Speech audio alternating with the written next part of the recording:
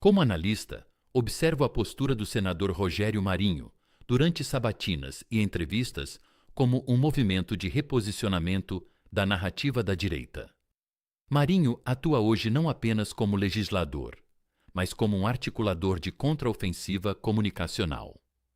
Quando confrontado sobre o caso Master e a relação do senador Flávio Bolsonaro com Daniel Vorcaro, Marinho utiliza uma técnica clássica de debate: a diferenciação de institutos jurídicos.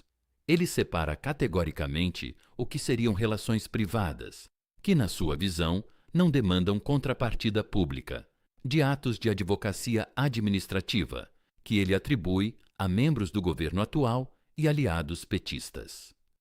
Ao trazer à tona o nome de Jacques Wagner, Marinho busca deslocar o foco da crise. Ele não nega a existência do banco, mas tenta provar que a natureza da relação é distinta.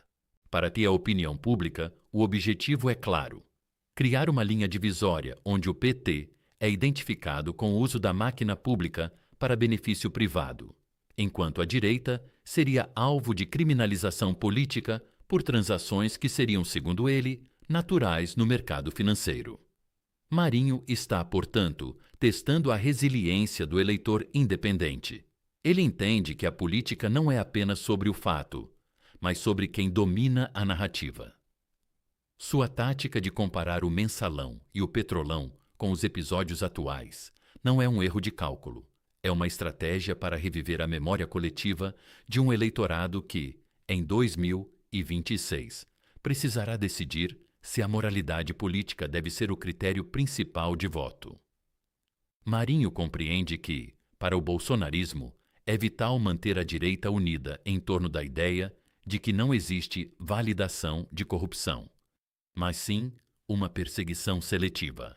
Ao se portar de forma firme perante jornalistas, ele fortalece seu nome como um dos principais opositores ao projeto de poder do PT. Ele sabe que a batalha será árdua, mas a sua confiança ao rebater pontos sensíveis demonstra que a ala conservadora está muito bem preparada para o embate. Ele não se esquiva.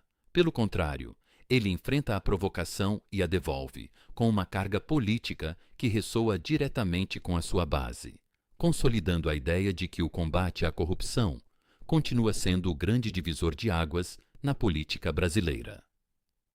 A iniciativa do senador Flávio Bolsonaro de buscar assento em audiências nos Estados Unidos para discutir o iminente tarifaço contra produtos brasileiros é um exemplo notável de como a política externa brasileira está sendo tensionada por um vácuo de protagonismo. Como analista, vejo isso como um movimento de alta complexidade, ao se apresentar para defender interesses nacionais, como a manutenção de tarifas favoráveis e a defesa do sistema PIX, em um momento em que o governo Lula parece ter dificuldades de diálogo com o novo cenário político americano, Flávio está tentando ocupar o espaço de representante do Brasil que trabalha. Isso gera um desconforto óbvio no Palácio do Planalto. O governo atual, ao manter uma postura de distanciamento ou até de confronto retórico com o núcleo político que hoje dita os rumos em Washington, acaba deixando a porta aberta para que a oposição atue como um gabinete paralelo. O risco para o governo Lula é enorme. Se Flávio Bolsonaro conseguir, de fato, dialogar com representantes americanos e se tornar uma voz ouvida, a imagem do presidente da República como único interlocutor legítimo do Brasil é minada. O eleitor, ao observar essa dinâmica, percebe uma inversão. Enquanto o governo parece focado em questões ideológicas, a oposição busca entregar resultados pragmáticos, mesmo que esses resultados ainda estejam no campo do discurso e da articulação política. Esse movimento não é apenas marketing, é uma tentativa de mostrar ao mercado e aos investidores externos que a direita brasileira possui uma pauta de governança organizada e disposta a dialogar com as democracias liberais ocidentais.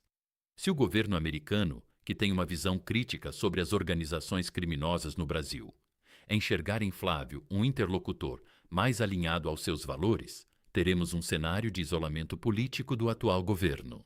O desespero demonstrado pelos aliados do presidente Lula não é injustificado. Eles sabem que o soft power de um senador, quando bem articulado no exterior, pode se transformar em um ativo eleitoral interno valioso.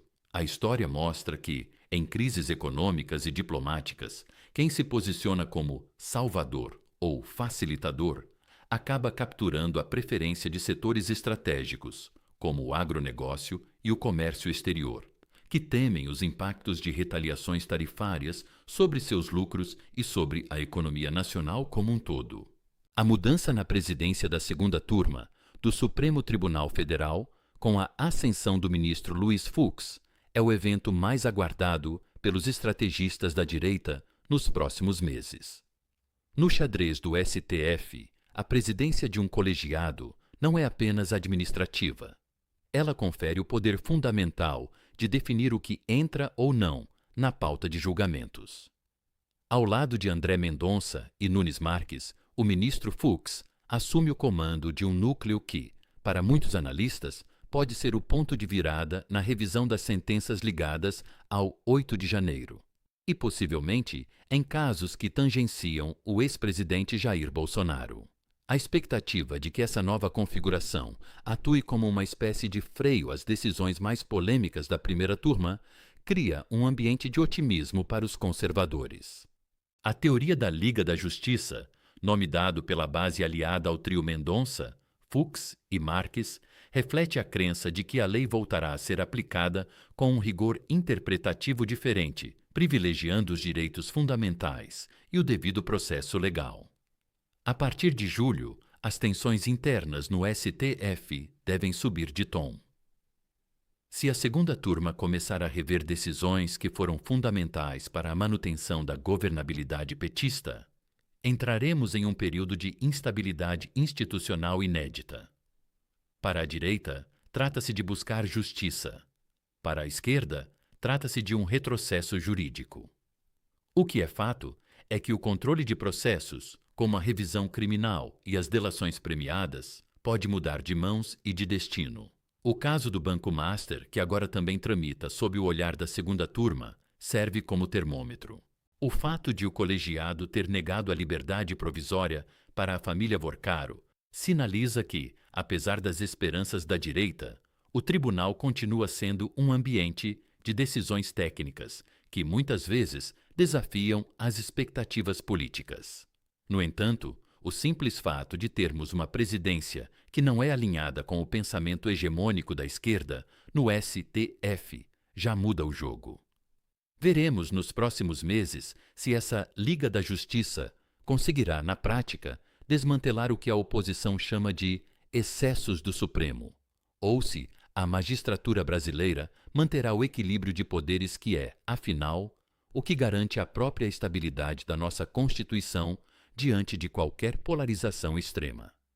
O parecer do Procurador-Geral da República, Paulo Gonet, sobre quem deve relatar o caso Dark Horse, não é apenas uma nota técnica.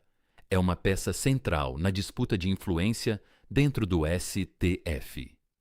Gonet, ao defender que a competência recai sobre o ministro André Mendonça, acaba por frustrar os anseios daqueles que esperavam ver esse processo nas mãos de ministros que possuem um histórico de decisões mais duras contra a família Bolsonaro. Como analista, observo que esse movimento da PGR é calculado. Ao validar a competência de Mendonça, Gonet está, em tese, cumprindo as regras processuais, mas politicamente ele está dando uma vitória à defesa do ex-presidente. Se o caso for realmente relatado por Mendonça, a condução da investigação passará por um filtro que a oposição considera muito mais técnico e imparcial. A decisão final, contudo, reside nas mãos do presidente do STF, Edson Fachin. Este é o momento crucial. Fachin terá que decidir se seguirá a recomendação da PGR ou se manterá a tendência de centralizar casos de grande repercussão política em ministros com quem possui maior afinidade estratégica. A decisão de Fachin será um indicador claro de qual será o tom da corte daqui para frente. Se ele optar por ignorar o parecer da PGR, teremos um acirramento imediato das críticas sobre a parcialidade do tribunal. Se ele decidir seguir a recomendação, o ambiente político pode esfriar momentaneamente, mas abrirá um precedente de que a PGR voltou a ter voz ativa na definição dos ritos processuais.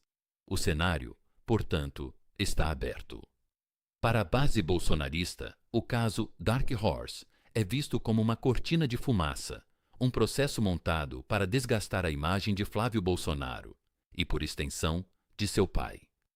Para a esquerda, é a prova cabal de corrupção que deve levar a sanções severas. A PGR, no meio desse fogo cruzado, tenta manter a institucionalidade, mas o seu parecer já deixou claro que a disputa não é apenas sobre culpados ou inocentes, mas sobre quem tem o poder de julgar.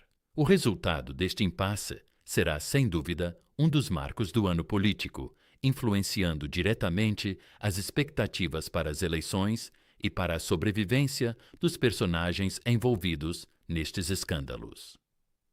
O escândalo envolvendo o senador Jacques Wagner e as supostas intermediações de interesses privados junto ao executivo trouxe um custo político altíssimo para o governo Lula.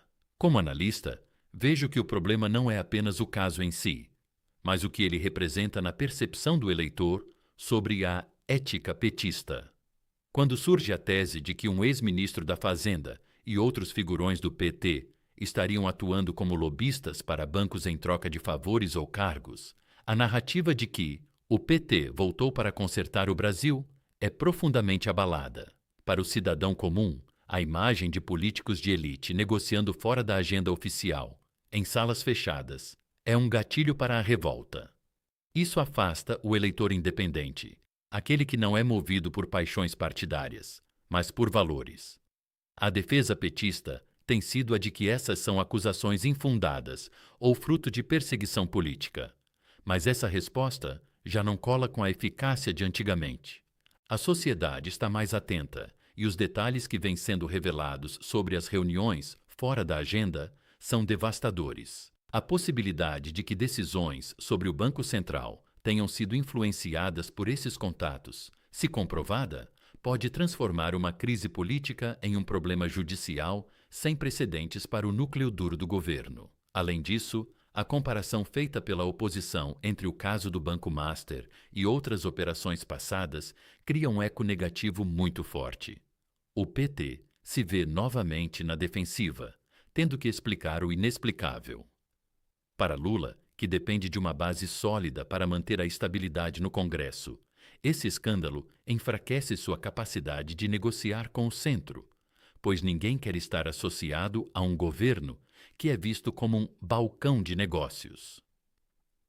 O desgaste de Jacques Wagner é o desgaste do próprio projeto de poder petista. A minha análise indica que esse episódio pode ser o catalisador de um novo movimento de insatisfação popular, que pode se refletir nas urnas de 2026. O governo precisará de mais do que apenas discursos para superar esse abalo. Ele precisará de transparência absoluta, algo que, historicamente, tem sido o ponto mais fraco de qualquer administração sob investigação. A história política ensina que quando a base da confiança é quebrada, o governo se torna refém dos seus próprios escândalos, perdendo o capital político necessário para governar com eficácia. O debate sobre segurança pública tornou-se a trincheira definitiva entre a direita bolsonarista e o governo atual. Quando o senador Flávio Bolsonaro rotula o governo como parceiro de narcoterroristas, ele não está apenas lançando um rótulo. Ele está utilizando uma linguagem de guerra que toca na dor e no medo do cidadão brasileiro. Como analista político, observo que essa retórica é extremamente eficaz para consolidar a base de apoio da direita. Enquanto o governo Lula defende uma visão sociológica da criminalidade, que tende a suavizar punições em nome de direitos humanos e da ideia de que o criminoso é um vítima da sociedade, a oposição propõe a tolerância zero. Essa divergência cria um abismo intransponível. A proposta de usar as Forças Armadas no combate ao tráfico e o aumento de vagas em presídios de segurança máxima para facções são medidas que possuem um apelo popular gigantesco. Para o eleitor, a sensação de impunidade é o maior problema do país, e a direita conseguiu se apropriar da solução, pelo menos no discurso. O governo, por sua vez, ao ser confrontado com a realidade da criminalidade e com as críticas de organizações internacionais sobre o PCC e outras facções, acaba parecendo omisso ou até mesmo conivente, o que é um desastre de comunicação. O medo de que o tema seja judicializado, com o governo correndo ao TSE para tentar censurar essas falas, demonstra que o Planalto sabe que está perdendo a batalha pela narrativa. A tentativa de silenciar a crítica, em vez de combatê-la com fatos e resultados, acaba por confirmar a suspeita de que o governo não tem, de fato, uma estratégia sólida para combater o crime organizado. Essa é uma das razões pelas quais a popularidade de figuras da oposição cresce quando o assunto é segurança. O eleitor não quer sociologia, quer ordem. Se a direita conseguir provar, até 2026, que a sua postura de dureza com o crime é a única alternativa viável ao caos, o governo Lula terá poucos trunfos para apresentar. A segurança pública, portanto, não é apenas um tema de governo, é o tema da próxima eleição. Quem dominar essa narrativa, definindo o que é terrorismo e quem está do lado da lei, certamente ditará os rumos do país nos próximos anos. E aqui, eu sou Eric Barros, alertando que a informação é a única ferramenta contra a desinformação. Inscreva-se no canal e ative as notificações.